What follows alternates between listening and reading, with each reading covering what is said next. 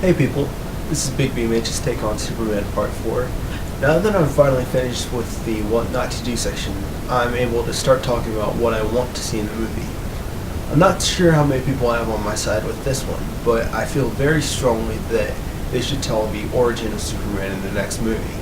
I know it's a very familiar story that just about every moviegoer will already know, and it was told in the Richard Donner Superman movie. Because of this, I think the main reasons people don't want to see the Superman origin done again in the next movie are: A. People think Superman the movie was such an incredibly perfect telling of the origin story that it doesn't need to be told again. B. They feel that the movie would just be a boring rehash that's just the same thing they've seen before, so they'd rather skip it and see a new interesting story. In my opinion, A. With all due respect, Superman the movie wasn't perfect, so it's not like its existence makes it so that the Superman origin should never be done on film again. Also, it's a movie modern audiences aren't very familiar with.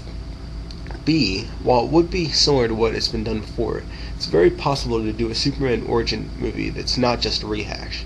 Just about everyone knew the story of Batman when they went to see Batman Begins in 2005, but it still felt fresh and was a great movie. Moreover, the Batman franchise proves that two movies can have a similar plot but be totally different.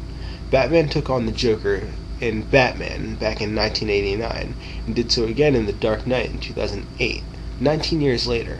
However, while the movies share some similarities, their plots and styles are totally different, and most people would agree that the second time was a lot better.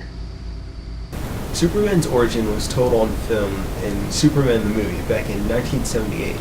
Let's pretend the movie was to come out this year. That would be 33 years since Superman the movie came out. Obviously, a script has to be written, and the movie will take a while to film, so it will probably be 2012 at the earliest before this movie comes out, making it 34 years since Superman the movie.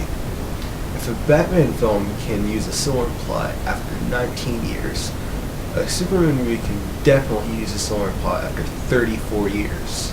You also have to consider how much special effects technology has improved in that time. With this movie, they have the opportunity to make something that, like The Dark Knight, is widely considered superior to its predecessor. The way I see it, Superman Returns tried skipping the origin, and it didn't work out so well. I know there were other factors involved, but if skipping the origin didn't work, why not try doing the origin? I think that when you make a movie about a superhero, the movie should tell an important story from that character's life. A character's beginning and decision to become a superhero is one of the most powerful and memorable stories for any character. It also helps the audience to connect with the character and relate to them, because the origin story sets up a character's motivation in a way that no other story really can. And it really has the ability to give the audience a greater understanding of who the character really is. This is especially important for Superman because people start to see him as outdated. Whatever movie they make, whatever story they tell, it's crucial to have the audience connect to him and change the way they see him as a character. Since the Superman origin is such a classic story, it's been told many times over the years, giving filmmakers many examples to look toward for inspiration. I think the makers of this movie should look toward Superman the movie, John Byrne's Man of Steel, Superman the animated series, and Mark Waid's Superman Birthright as their main sources of inspiration. Of those, I think Superman Birthright should be the top source of inspiration, because not only is it a great story, it incorporates elements from a lot of the other stories, and its plotline translates very well into movie format. Superman Birthright is one of my favorite stories, so if you haven't read it, I highly suggest you stop this video right now, you go out, and you get it, because it's really that good. The rest of this video series contains spoilers on Birthright, so if you don't want to be spoiled, and I highly suggest you don't, then go out and read it. I've included a link to a plot summary in the description, so the rest of this video series will kind of assume a basic knowledge of the plot of Superman Birthright. So, really, Go read it if you can. One of the things that interests me most about the origin story is telling the story of the destruction of Krypton. This is a chance to do something that really distinguishes the movie from its predecessor by making the opening more exciting, visually pleasing, and more emotional. For starters, a style change is important.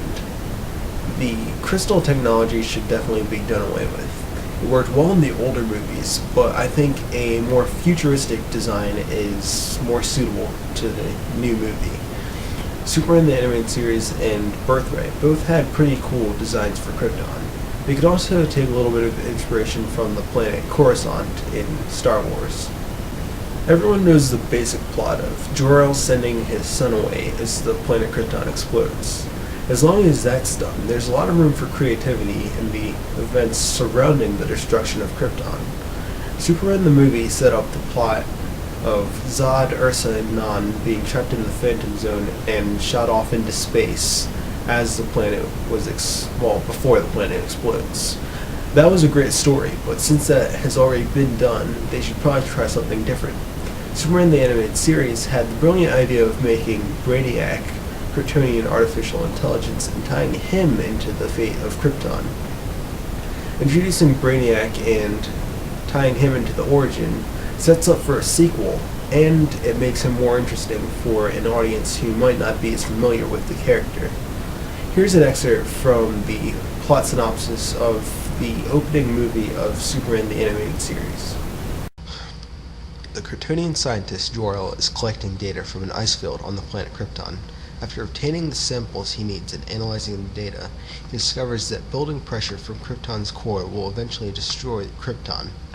The computer Brainiac, which is in charge of all major operations on Krypton, denies this. Jor-el is unable to convince the rulers of the planet of its impending doom. When Jor-el tries to confront Brainiac, he notices that it is downloading all the data it has collected about Krypton, preparing to launch the data, along with its own core programming, into space. It is revealed that Brainiac became aware of the mounting pressure long before Jor-el did, but decided not to inform the populace, concluding that saving all the information about Kryptonian civilization would be just as good as saving the civilization itself. Jor-el considers opening fire on Brainiac to destroy it, but decides against it, as that could also wipe out all memories of Krypton. Brainiac orders the Kryptonian police to arrest Jor-el, but Jor-el manages to evade them. Once home, he and his wife Lara send their only son, Kal-El, into space just before the planet explodes, all but wiping out the Kryptonian species. Brainiac had escaped into its satellite just before. I think a younger Jor-El would be more suitable to this movie. The younger Jor-El would bear a stronger resemblance to the actor portraying Superman, bring more energy to the role, and be able to do the possible action sequence of Jor-El evading the police. Unlike the Marlon Brando version of Jor-El, this Jor-El would be very emotional. I realized that Kryptonians were a bit unemotional in Superman the movie, partially because that was kind of their culture, and I think this could possibly be reflected in the Kryptonian Council of this movie. Jor-El knows that his world is about to end, and no one will believe him. This has to be frustrating, to say the least. He and his wife are going to die, but he has a chance to save their son. It's so painful, though, for him, because he knows he won't be there to take care of him or to see him grow up. Both Jor-El and Lara should shed tears as they see Kal-El's ship take off. That's really all I have time for in this video, but I'm going to continue talking about the origin in my next video. So if you liked what you saw, please subscribe and tune in next time.